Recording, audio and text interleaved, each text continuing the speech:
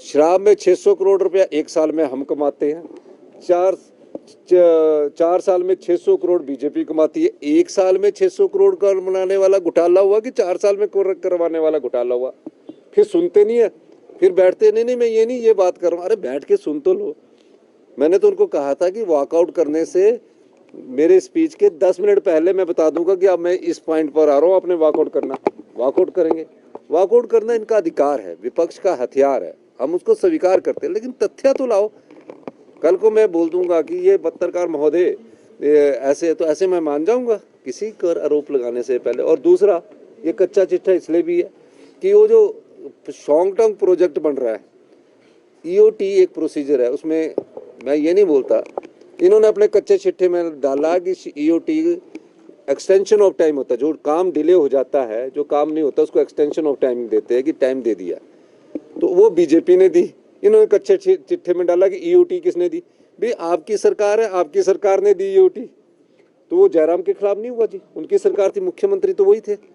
फिर मक की बात की इन्होंने कि मक का रेट इनके समय 99 है, वही मक का रेट है, कहते मक का रेट बढ़ाया, तो उनको पता नहीं कि 67 से 88 और 88 से 99 2019-20 में हुआ जब जयराम जी मुख्यमंत्री थे। ये कच्चे चिट्ठे में उनके है। शराब कच्चे चिट्ठे में है, मुख्यमंत्री कार्यालय पर आरोप लगे कच्चे चिट्ठे में, तो ये किसके खिलाफ है? ये मुझे लग रहा है 5 गुटों में बटी भारतीय जनता पार्टी जो है आंतरिक लड़ाई से लड़ रही है, और जयराम जी को कुर्सी से हटाने की जो साजिश चल रही है, जो मुझे तो अभी फैक्ट्स पता लगे जब मैंने उनसे पूरी डिटेल लाई, लाओ भी डिटेल लाओ। अब एक और सनसनी फैला दी कि फेको वाला में एक प्रोजेक्ट लगा, जिसको उसकी कॉस्ट थी 140 करोड़। कितनी थी? 140 करोड़। जब अवार्ड लेटर दिया 2022 में तो 220 करोड़ होगी। तो हमारे सामने मैंने पता किया अपने अधिकारी को बोल के, कहते जी वो प्रोजेक्ट अभी तक नहीं लगा हुआ है जिसको 140 करोड़ बोल रहे। तो पढ़ते ही नहीं है, ये सनसनी फैलाना इनका मकसद रह गया। और सनसनी इसलिए नहीं फैला रहे, वो इसलिए फैला रहे हैं कि दिल्ली में हमारे जो कुछ साथी गए हैं, उन्होंने दिल्ली के भाजपा लीडर को कब्जा लिया है। वो बोलते हैं जी आज जयराम ठाकुर जी ने कोई ज़्यादा विरोध नहीं किया। विक्रम ठाकुर जी बोलते कि मैंने ज़्यादा विरोध किया है, मैंने ज़्यादा आरोप लगाया है। वहाँ एक नए अभी चुनकर आए हैं, वो बोलते हैं कि मैंने बहुत ज़्यादा विरोध किया है। जब अपनी चीज़ें निकलेगी ना तो बात दूर तक रहेगी। तो मेरे पास अभी 2 साल के इनके सारे कच्चे चिट्ठे नहीं, पूरे फैक्ट्स हैं। पर हम राजनीतिक जीवन में लोग हैं, हमेशा साफ सुथरी राजनीति करते जाते हैं, तो इनको अपने फैक्ट्स रखने चाहिए। कागज भी नहीं लेके हुए, मैं तो कागज लेके, कागज तो ले करो विधानसभा में। फिर भी विधानसभा अध्यक्ष ने बहुत बड़ा मौका दिया और विधानसभा अध्यक्ष ने कहा कि चलो आप बोल दो। फिर हमने सोचा गवर्नर एड्रेस की तरह बोल रहे हैं कि ये है वो है, लेकिन जब ऐसी बात करते हैं तो ये नुकसानदायक है। और माननीय आंतरिक पढ़ाई है, कोई जयराम जी को उनकी कुर्सी से हटाना चाहता है, कोई बिंदल जी को उनकी कुर्सी से हटाना चाहता है। तीसरा ग्रुप है अनुराग गुट है, उनके खिलाफ FIR दर्ज हो रही है, उनका नाम हमारे साथ जोड़ा जा रहा है। और एक चौथा ग्रुप है नड्डा जी का, एक 5वां ग्रुप है जो 10 MLA की है, तो उनका भी एक ग्रुप है, वो अपनी राजनीति कर रहा, उनकी चलती ज़्यादा है, इनकी बेचारों की चलती कम है। वो ये बेचारे जितने भी MLA 20-20 साल से भारतीय जनता पार्टी के जो MLA हैं, पार्टी का झंडा उठा रहे थे, संगठन का उठा रहे थे, वो प्रधानमंत्री से मिल नहीं सके। जो हमने भेजे हैं वो मिल लिए। तो ये भी देखिए, ये कितनी अच्छी उनकी ताकत है कि वो ये आज तक नहीं मिल पाए, ये आज तक नहीं मिल पाए। सिर्फ जयराम जी मिल सकते हैं या कोई और मिल सकता है, लेकिन जो इनके MLA वो नहीं। जो हमने भेजे हैं, कोई MP देखा हमने प्रधानमंत्री के साथ मिलते हुए? अनुराग जी मंत्री वो मिल लिए। तो ये सारी जो कांग्रेस के लोग गए ना, ये जानते हैं कि बीजेपी को कैसे हमने तोड़ना है। हम तो ये खुशी है कि अच्छा है, और हम तो ये भी चाहते हैं कि ये लोग आपस में आपसी मिलकर भ्रष्टाचार से जुड़े मुद्दे उठाओ, बेरोजगारी से जुड़े मुद्दे उठाओ, लेकिन बटी हुई विपक्ष कभी इस कार्य को करने। देखिए, राहुल गांधी जी सच्चे मन से इस देश की सेवा करते आ रहे हैं। उनका परिवार, चाहे श्री राजीव गांधी जी थे, देश के प्रधानमंत्री थे, चाहे श्रीमती इंदिरा गांधी थी जो देश की प्रधानमंत्री थी, इस देश की एकता और अखंडता के लिए पिता ने भी बलिदान दिया, दादी ने भी बलिदान दिया, उन पर इस प्रकार के आरोप लगाकर राजनीतिक रोटियां सेकने वाला कार्य नहीं होना चाहिए। ये बड़ा दुर्भाग्यपूर्ण है कि हमारे नेता माननीय श्री राहुल गांधी जी पर ये एफआईआर दर्ज की गई है और जिस प्रकार की एफआईआर दर्ज की गई है वो एफआईआर बनती नहीं है, लेकिन राजनीतिक प्रताड़ना जो है उस उद्देश्य से ये एफआईआर दर्ज की गई है।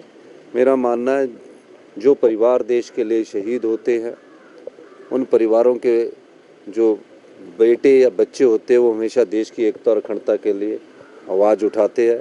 राहुल गांधी जी ने कन्याकुमारी से लेकर कश्मीर तक की यात्रा इस देश के लोकतांत्रिक मूल्यों को मजबूत करने के लिए की।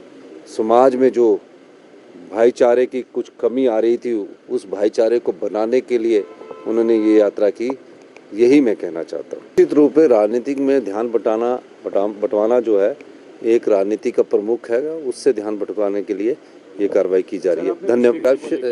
ये जो मुद्दे थे, वैसे जितने भी मुद्दे हैं, अब जनक राज जी के पेपर से एक पत्र जो है वो अपलोड होता है और भारतीय जनता पार्टी ने कच्चा चिट्ठे में जो मुख्यमंत्री कार्यालय पर आरोप लगाए, कहाँ से अपलोड हुआ? वो भरमौर से हुआ। एफआईआर दर्ज हुई, वो व्यक्ति 3 दिन के लिए अरेस्ट रहा, उस व्यक्ति ने स्टेटमेंट दी। जनक राज जी का मुझे फ़ोन आता है कि भाई साहब वो मेरा जन्मदिन था और मुझे पता नहीं था, वो पत्र मेरे किसी साथी ने अपलोड कर दिया और वो जो फॉरेंसिक रिपोर्ट एक आई है वो पत्र में जिसके बाहर हैंड राइटिंग है उसकी भी कार्रवाई चल रही है। तो मैंने बोला आपने गलत किया है। बालूगंज थाने में एफआईआर हुई। मैंने बोला आपने ये जो पत्र अपलोड क्यों किया? कि मेरे ऑफिस में आया, मैंने अपलोड कर दिया, और किसी ने क्यों नहीं किया? तो वो भी बड़ी लास्ट स्टेज पर पहुंच चुकी है और ऐसा किसी विधायक को करना नहीं चाहिए। पर नए विधायक बने, नए विधायक सोचा कि मैं सनसनी फैलाता हूं और इस प्रकार के पत्र पिछली सरकार में रविंदर रवि जी के समय भी रिलीज हुए, लेकिन इन पत्रों की व्यवहारिकता कुछ नहीं होती।